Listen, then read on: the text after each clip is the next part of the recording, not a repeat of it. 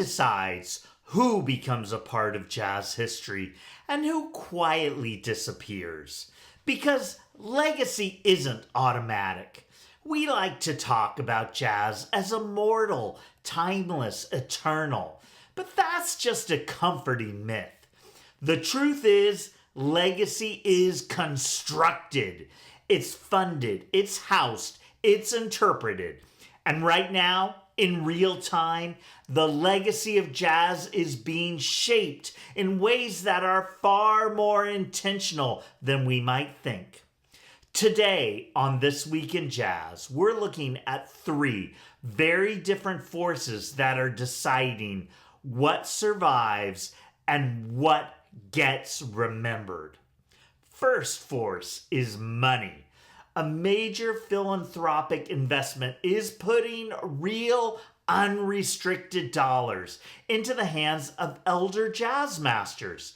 Not as a tribute, not as a memorial, but as a declaration that their presence still matters. That's not nostalgia. That's a choice about whose history we sustain. The second force is place. In East Harlem, a new permanent home for Afro Latin Jazz is rising inside 100% affordable housing. That's more than a building. It's a cultural anchor. It's a statement about who belongs and where this music lives in the civic landscape. And the third force is memory. 3 new films about Sun Ra, Eddie Palmieri, and Bill Evans are each telling a version of jazz history. But film doesn't just document. It frames, it edits, it decides what becomes definitive. So here's the real question. Who controls jazz legacy?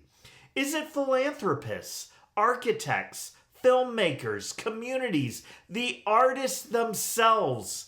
Legacy isn't what we casually remember about jazz. It's what we actively choose to protect. It's what we build institutions around. It's what we embed in neighborhoods.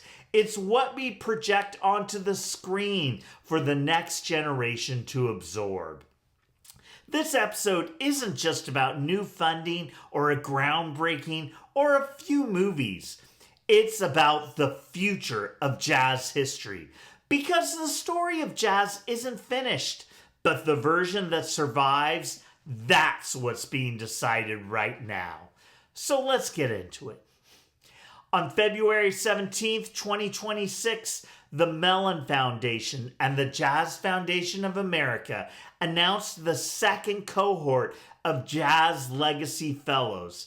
This is 12 veteran artists, each receiving $100,000 in unrestricted funds. That's right, let me say that again. 12 veteran jazz artists, each receiving $100,000 to spend as they see fit. That's huge, and that means a lot. But before we dig a little deeper, let's look at who was awarded this money. Vocalist Dee Alexander, pianist Kenny Barron, saxophonist Gary Bartz, trombonist William Cepeda, pianist Marilyn Crispell, saxophonist Donald Harrison, alto saxophonist Oliver Lake, multi-reed instrumentalist Bennie Maupin, saxophonist Charles McPherson, saxophonist Archie Shepp, vocalist Mary Stallings, and bassist Buster Williams. That is a heavy list right there of people that have dedicated their life to jazz. Now, let's look at what this means, because the Mellon program frames this as both recognition, kind of a lifetime achievement award, and a response to the economic struggles that even persist for historically significant jazz artists. That's right, it might be hard to believe that someone who has recorded on so many amazing albums, like Kenny Barron might be struggling, or someone who tore down jazz and built the new thing, Archie Shepp, or a bassist who grounded so many amazing projects like Buster Williams. It might be mind-boggling to think that these people might be struggling financially, but in today's economy, that is a reality. From things like medical bills to housing to food to new artistic endeavors. This grant covers them all. And that's a good thing, because I think that's the sort of support that should be given to people who are shaping our world like these artists. So I am really excited to see that. And I like the choices too, because you do have the historically significant artists. You've got the Kenny Barrons, you've got the Archie Shepps, you've got the Buster Williams, you've got someone who, was a huge part of Herbie Hancock's Headhunters and really a part of funky jazz fusion, Bennie Maupin. You've got those legends being recognized, but you've got people who equally contributed to the art form in ways that might be remembered differently. Folks like William Sepeda, Dee Alexander, Mary Stallings, amazing musicians who have made huge contributions, but maybe not be the first names to come to mind. I am thrilled to see that this list includes that mix of people right there. Now, this just doesn't end at the money. The money's a big point because, again, as these folks move into their elder years, things come up, right? We all get older. We all know how that goes. And so that $100,000 is going to make a big difference. But there's also wraparound support cited by the Jazz Foundation of America. Things like legal and financial counsel, really important stuff that in the long run can be costly and can be cost prohibitive if you don't have the support. They're also putting in performance and masterclass opportunities, which is huge because, again, these are people that have shaped the musical world that we know today. We want to continue learning. We want to continue hearing them. These are the people with the experience that will help us move forward in the music today. So to see a masterclass from one of these people, to hear continued live performances, continued albums happen, that is amazing. This is a really exciting program. And like I said, this was the second round of cohorts that were announced. And it's not the last. Mellon aims to name 50 fellows over 4 years. So we are going to hear about this over and over again, which I think is important, which I think is really great. I do wonder what's going to happen after 4 years. Because again, this is a cycle of life. We have our elders who are getting older. We have our experienced jazz musicians, and then we have our up-and-coming jazz musicians. And the cycle is going to continue as our elders pass on. Those experienced musicians become the elders. The new jazz musicians become the experienced musicians, and we get a whole new set. So we want to make sure that we continue to have this support. So I wonder, I'm happy that it's happening now, but I wonder what's going to happen. But I am encouraged because Mellon is doing a lot for jazz. The Jazz Legacies Fellowship is a huge thing, but believe it or not, it is only one of the many things that Mellon is doing to create programs aimed at preservation, scholarship, and strengthening the overall jazz ecosystem.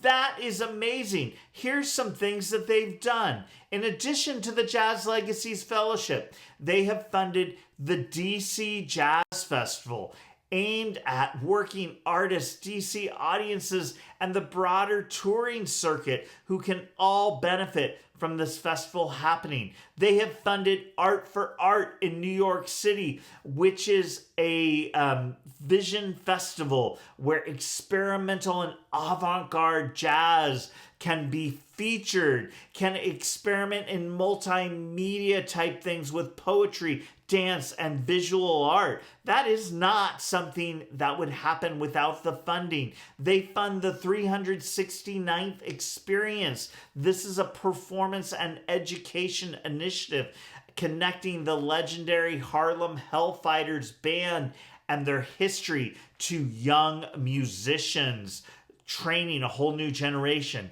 They have funded the Afro Latin Jazz Alliance, which is now known as Belongó, which has ensured that education and performance grounded in African and indigenous roots from across the Americas combined via jazz. They funded performances, the musical library, the archives, a huge service. But that's not all. They have funded the Philadelphia Clef Club. This is a education facility preserving Philadelphia jazz history, which there is a lot of, helping young musicians and local musicians connect with Philly audiences. And there's more. The Ellis Marsalis Center for Music in New Orleans, which is a community-rooted institution combining music education, concerts, community programs, and recording facilities. That is right. Mellon has funded them as well. But it keeps going. They funded Jazzmobile in New York City, which provides free or low barrier jazz access. This is something they have done since 1964, bringing concerts into parks, streets, communities, as well as workshops, master classes, and lecture demonstrations. And there's more. They have a whole jazz scholarship and storytelling funding that provides things for young people. They have provided a jazz community initiative in New York City that helps young people get combined with jazz. They have funded the World Stage in Los Angeles, a South LA cultural hub that gives jazz performance, education, and community. They have funded the Berkeley Institute of Jazz and Gender Justice, providing mentorship and apprenticeships and support for women and non-binary artists who've been traditionally underrepresented in jazz. That's a huge list. That is not just a one-off show of support. That is a true dedication to this music. And that's exciting. And overall, I am overcome with joy for all of this. But the suspicious side of me always comes back to that big question: where does the money come from? Because when you start mixing other interests into this type of funding, well, things can get suspicious. So I always think we need to follow the money. And if you look at Mellon was created in 1969 through the consolidation of the Avalon Foundation and the Old Dominion Foundation, which gave them a total of $273 million in assets, which was later augmented by additional funds from the estate of Alyssa Mellon Bruce.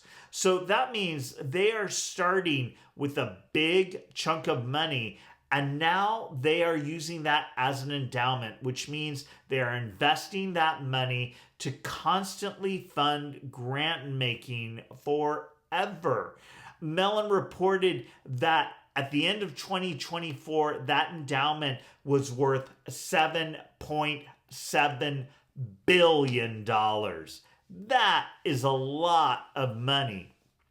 So this isn't donor drive charity. This isn't big business taking over. This isn't politics getting their hands in the arts. This is a private foundation whose grant making is funded on investment returns over the long term. That seems almost too good to be true, but it's amazing. It's a major service to the art form and our country in general. I am very grateful for the work that Mellon is doing. The question that comes to my head, I wonder why this support, or at least some of it, couldn't come from our government. Why do private foundations have to ensure that the arts survive and thrive in the United States? It seems like this sort of investment in culture would benefit the overall population. So you would think that our government would want to be involved. And I think it's a little sad that they're not.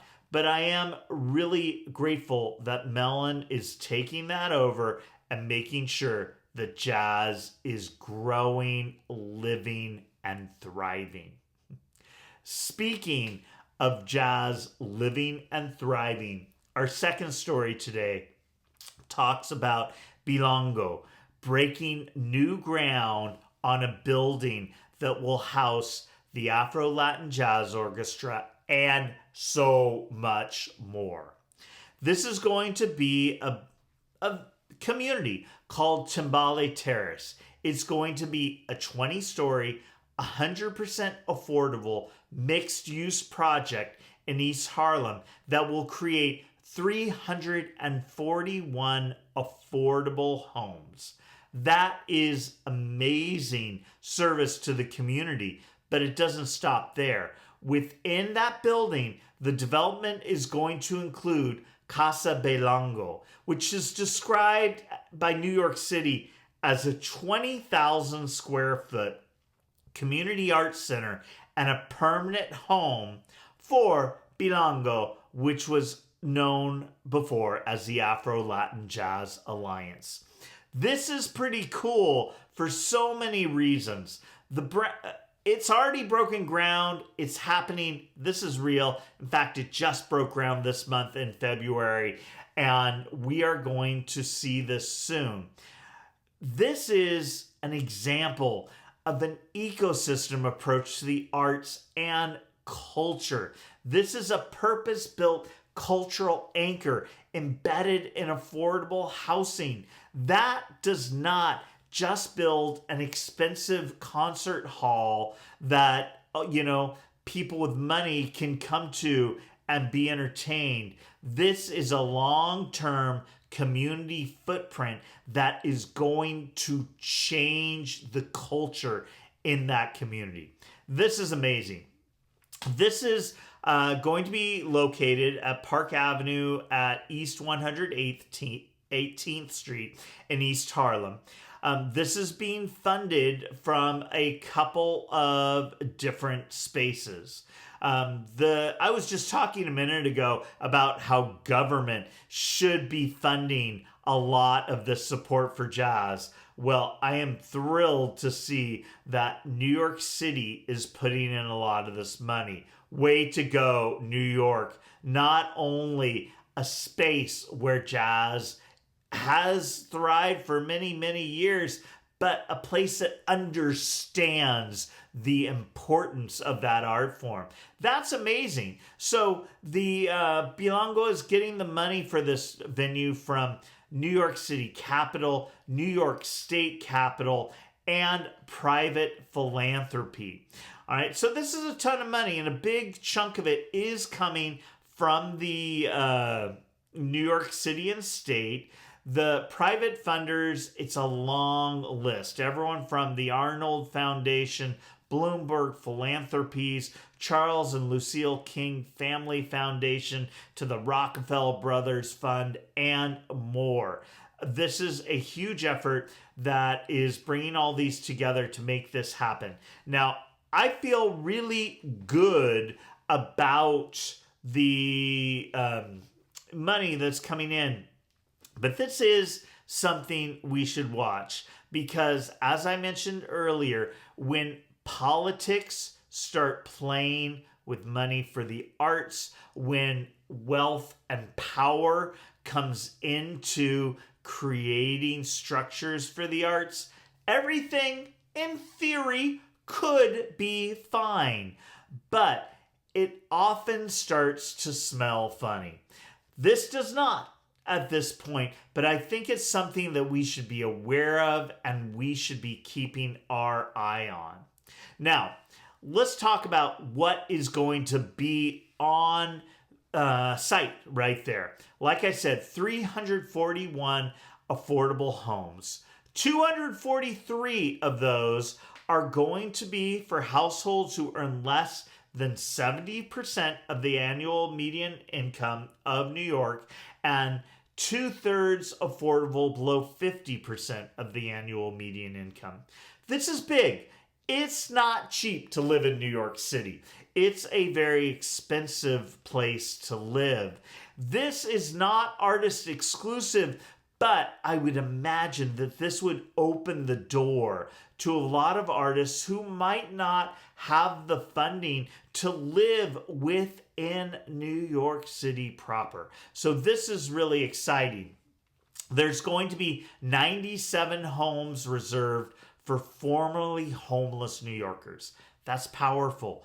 That is changing the state of the community. People should not be living without roofs over their heads, and Timbale Terrace is going to make a big difference for that. And then we're going to have 30 units for young people aging out of foster care, which is really cool because that transition can be challenging. It can be impossible sometimes right there. So we're going to see a community built here on people that need the space, which is exciting.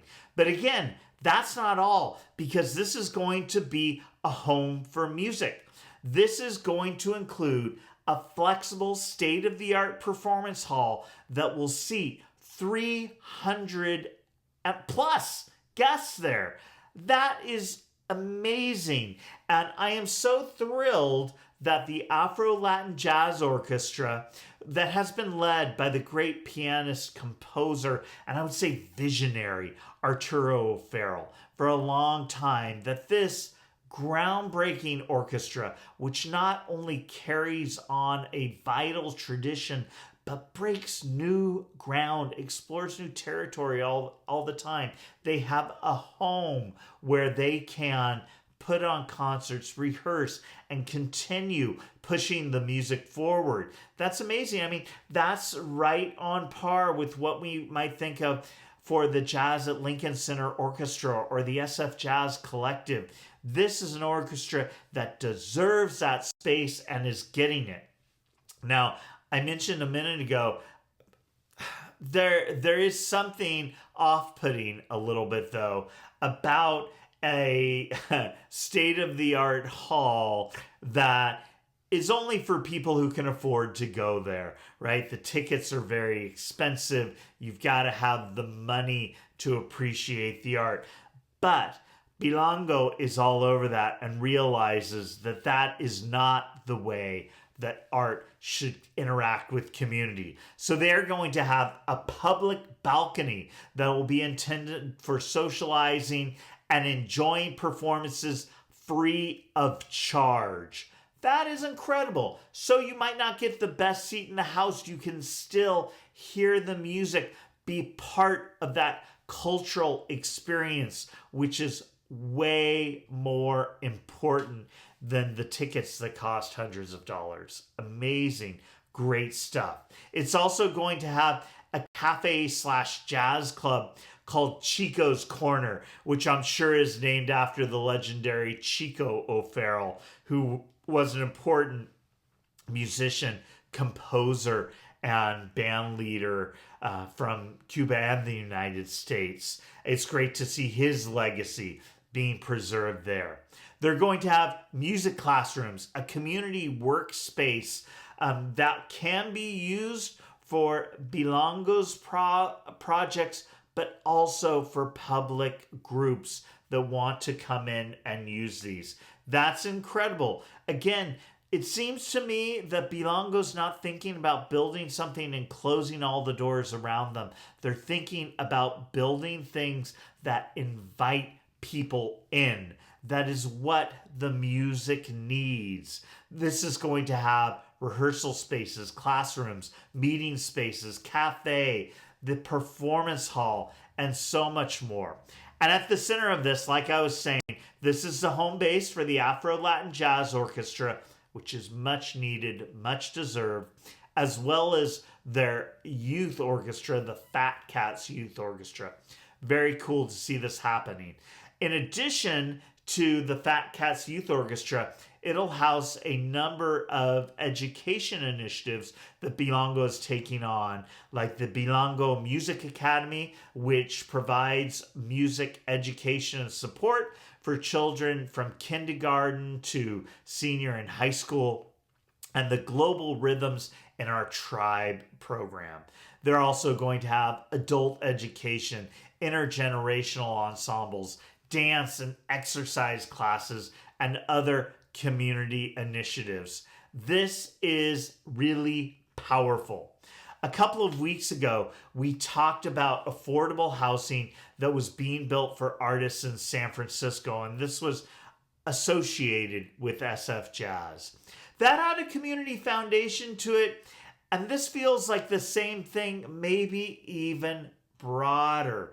This is about bringing people together around the arts. And what better way to do that than have people live in the same space where the arts are exploding? This is incredible. And just think, okay, not only is this going to mean that we are going to have years, hopefully decades, of music and output from things like the Afro Latin Jazz Orchestra, but this also means that children are going to grow up in the same creative space where these arts are being created. They're going to grow up around the music and the art.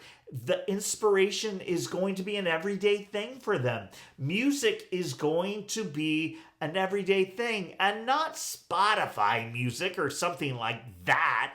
It's going to be live music. It's going to be people creating that in the space. I wouldn't doubt that Timbale Terrace is going to give us the next great generation in this space. These are going to be people who will grow up with such amazing exposure. And if not that, it's going to give us a generation of people who will bend over backwards to support the music, which is just as valuable. This is so exciting. I can't wait to see this move forward, and congratulations to Belongó, Arturo Farrell, and everyone involved with the organization. I couldn't be more thrilled for all of that. Big stuff happening this week, and we're not done. This last story deals with capturing some artists and their legacy and sharing it with the world through film. We have 3 films coming our way about legendary jazz artists, and this is really interesting to look at how their legacies are being preserved and shared with the greater public. The first one is a documentary on the great musician Sun Ra. This is called Sun Ra Do the Impossible, and this is available on PBS. This is a feature documentary directed by Christine Turner, which is framed as a kaleidoscopic portrait that tracks the musical, historical, and philosophical currents that shaped Sun Ra. Now, PBS has leaned hard into Sun Ra as a poet, philosopher, and band leader whose work fuses ancient Egypt, interstellar metaphor, and Afro-futurist vision. And the film appears to be built to hold the contradictions rather than solving the puzzle of Sun Ra in a neat box. Now, I think this is the right approach, and I think this is important to realize. Sun Ra was a massive figure. Sun Ra not only explored things like free jazz, he was very rooted in tradition right away, some contradiction. Sun Ra stated many times that he was from outer space, and he did so more as a metaphor to say that he wasn't a part of all the things he saw going on around him, the racism, the political strife, all of the things in the 60s and the 70s that were contradictory in spirit. The way he embraced technology right alongside acoustic music, the way that he created high art but presented it in costume and through dance and through tribal activities with the audience that broke down that kind of like separation between art, music, and audience. These are all huge things. These are all huge contradictions that made up who Sun Ra was, and honestly, they're hard to understand. They are not the straight-ahead artist that can be summed up in a sentence and everyone gets it. That's not who Sun Ra was. So I think it's important that this film isn't trying to sum up Sun Ra, because you can't.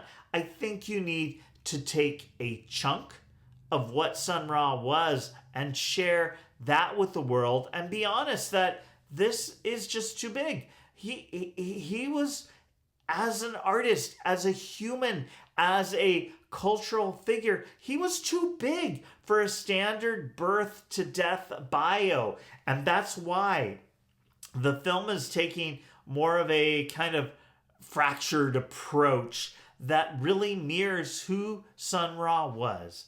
It's been said that the film aims to bring the man and the myth into the same frame. And they're doing it through some powerful stuff. They've got archival material. There are interviews with orchestra members. There's a lot of talk about the Philadelphia connection. There's festival footage. There's commentary from the director. There is all these different pieces that make up who Sun Ra was. It's very exciting. Now, I haven't seen this yet. This actually debuted last Friday, February 20th on PBS, and it's available for streaming right now. Right away, it's gotten some really strong critical response that highlights how it is kind of fractal and how it was put together with such care. It's been called excellent. It has been called all of these things. And I'm not one to put judgment on it without seeing it, but I will say that I am really excited about this, and I do want to watch it to learn more about who Sun Ra was, and I hope you can too. If you've seen the film or you've got thoughts on it, put a note down in the comments. I'd love to see what your reaction was, and in the future, I'll be sharing mine. Now, the next film is a documentary on the great musician Eddie Palmieri. This is called Eddie Palmieri, Sweet, Sweet Sugar. Now, this one's in production. It's going to be directed by Omar Acosta in conjunction with the Eddie Palmieri estate. Now, I like this. I like that this is not an independent person grabbing what they can from hearsay, from the internet, from musicians who were one degree separated from someone like Palmieri to make the film. They're working in conjunction with Eddie Palmieri's estate, so they're going to be getting the real deal. They have complete access to Palmieri's full music catalog. They have previously unreleased archival footage. They have the stuff they need, the information, the footage, the audio, all of it to to put this together in an authentic way. And I like the approach that they're taking. This isn't just Eddie Palmieri was born, made music, died. It's not that. This is using Palmieri's story to tell a broader narrative about the New York City, Puerto Rican diaspora and the cultural history around that. It's described as spanning the musical, social, political, and cultural landscape of Spanish Harlem and the Bronx, traced from the 1950s up through the 1980s. And they're using Palmieri's music as a lens to see how Latin music evolved into salsa dura and how Palmieri's innovations shaped modern salsa and Latin jazz. I'm a big Palmieri fan. I cannot wait to see this film. I can't wait to learn more about Eddie. I can't wait to see more about the picture around it.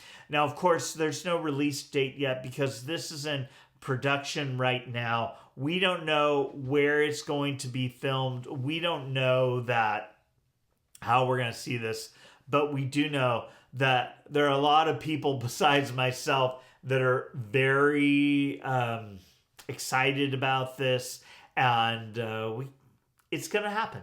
So we'll be seeing this soon.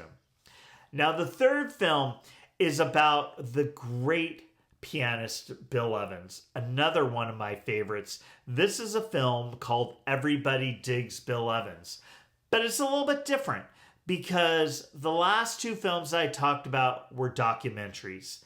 This is a biopic. What that means is this is not interviews, concert footage, all of that sort of factual type things. This is a biographical drama. There was a script. It was directed by Grant Gee. It has actors playing Bill Evans and the people around him. And it's based on a novel by Owen Martell called Intermission. I've never read this novel. I didn't even know it existed until I heard about this movie, so I'm going to try to check it out. If you've read this novel, you know about it, tell me down in the comments because I need some help with this one, finding this out. But I think that's really important to note that this is a story that was written, framed around Evans. And I wonder how factual it is. Don't know. I'll talk in a minute about kind of some past examples about that. But this is, again, we have to look at this through a different lens. But I do like that they are narrowing in on a specific portion of Bill Evans' life. The main storyline is pretty much we're in 1961 and Evans has formed what he feels is his perfect trio. Perfect's a big word, but I might kind of agree with that here. We're talking about the Bill Evans trio with Scott LaFaro on bass and Paul Motian on drums. That's some heavy music. I could listen to that again and again, and today it's still fresh. It's still alive. It's still beautiful. So that is pretty perfect, I might say. But so Evans creates this trio. And then, as we know, the tragedy happens and bassist Scott LaFaro dies in a car crash. After that, Evans is numb with grief and he stops playing completely.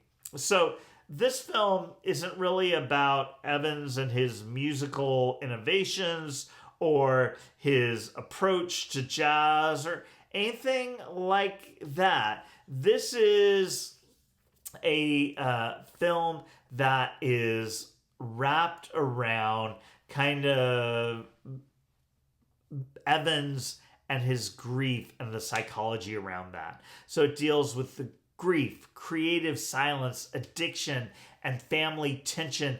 And you might say the cost of freedom, the cost of genius right there. Now, thus far, critics have described it as elusive and ruminative. Those are very interesting words. And even further said it was built like a sequence of unresolved chords, kind of like Evans' music. Interesting way to describe this film. It premiered at the Berlin International Film Festival in February of 2026. It won an award for Best Director. It was bought up by Mr. Smith Entertainment, which will be distributing the film in the UK and Ireland. We haven't seen anything about US release dates or anywhere else in the world. So I'm hoping that at the very least we can find this on streaming or something, because I would like to see it. Like I said, I'm a big Bill Evans fan, and I would love to kind of see how he was portrayed. Critics like it. The Guardians call it absorbing. The Irish Times have been impressed at it, and there's been lots of kind of talk in the trade about how it's really great that they focus on this kind of crossroads in Evans' life rather than trying to tell the whole story. So there's excitement potential right there, but I do have to say I'm suspicious because, again, I think sometimes in these situations, the idea of drama can get a bit bigger than the music and the musician, and we lose sight of the fact that we're talking about people who changed the musical landscape. Piano playing, trio playing was different after Bill Evans. And I honestly, I don't know that the music will tell that. Look back to the documentary on Charlie Parker, Bird, right? That really dealt with Parker's drug addiction. That was kind of like the center point of it. And I wonder if when that becomes the focus, in the case of Evans, they're going to be talking about his grief, his depression, his drug addiction as well. We can't lose sight of the fact that he was this creative genius who changed the state of art. I just hope that comes through on the story, because films like this reach a broader population. These are not films that are built for jazz musicians or jazz fans. These are films that are built to bring the story to the general public who may not even know who Bill Evans is. And that's big, because those people are going to walk away with the picture of Evans as portrayed in the film, not the picture that those of us who have followed his music for many, many years know. So I'll be curious to see how this pans out. If you've seen the film, if you know anything about the film, or you have thoughts on the idea of a biopic, put it down in the comments. I would love to hear about it. It's been a big week, and I think if there's one thing we have seen, it's that legacy isn't passive. It isn't something that just happens after someone dies or after enough time passes. It's something that's built deliberately. When a foundation writes a 6-figure check to a living jazz elder, that's not just generosity. That's a statement about whose contributions are foundational. When a permanent cultural home rises in El Barrio, embedded inside affordable housing, that's not just development. That's geography shaping memory. That's a neighborhood declaring that its music is not temporary.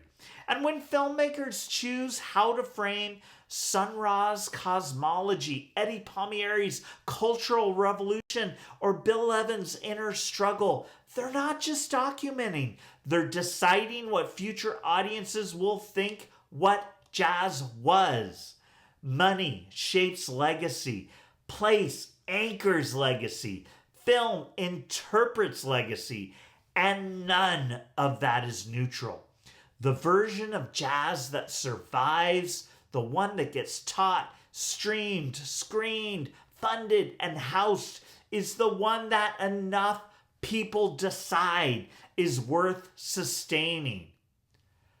That should give us pause, because if legacy is shaped in real time, then it isn't just in the hands of institutions or directors or philanthropists. It's also in our hands.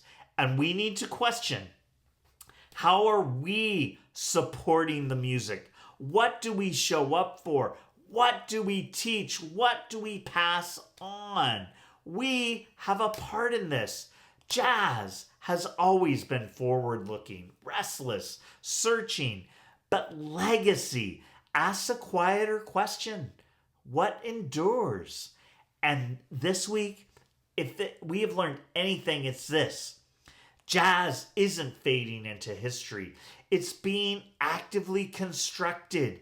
The only question is, constructed into what? Thought-provoking stuff. If you have an idea, put it down in the comments. I would love to hear what you think about it. It's been an inspirational week. My name's Chip Boaz. This is This Week in Jazz. I'll see you next week.